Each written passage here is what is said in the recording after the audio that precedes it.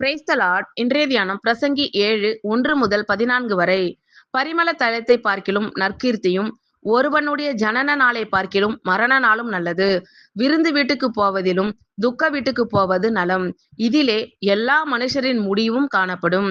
உயிரோடு இருக்கிறவன் இதை தன் மனதிலே சிந்திப்பான். நகைப்பை பார்க்கிலும் துக்கிப்பு நலம். முக துக்கத்தினாலே இருதயம் சீர்படும். ஞானிகளின் இருதயம் துக்க வீட்டிலே இருக்கும். மூடரின் இருதயம் களிப்பு வீட்டிலே இருக்கும். ஒருவன் மூடரின் பாட்டை கேட்பதிலும் ஞானியின் கடிந்து கொள்ளுதலை கேட்பது நலம்.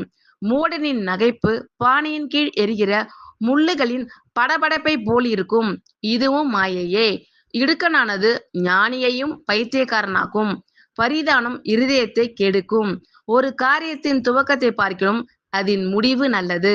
பெருமை உள்ளவனை பார்க்கிலும் பொறுமை உள்ளவன் உத்தமன். உன் மனதில் சீக்கிரமாய் கோபம் கொள்ளாதே.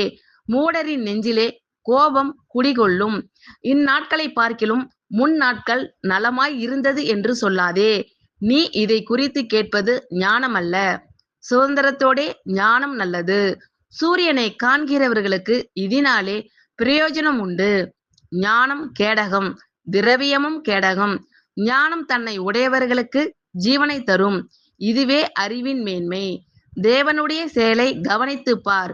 அவர் கோணலாக்கினதை நேர்மையாக்கத்தக்கவன் யார்? வாழ்வு காலத்தில் நன்மையை அனுபவித்திரு. தாழ்வு காலத்தில் சிந்தனை செய். மனுஷன் தனக்கு பின் வருவதொன்றையும் கண்டுபிடிக்காதபடிக்கு தேவன் இவ்விரண்டையும் ஒன்றுக்கொன்று எதிரடியாக வைத்திருக்கிறார். ஆமேன். கர்த்தர் உங்கள் அனைவரையும் ஆசீர்வதிப்பாராக. God bless you all.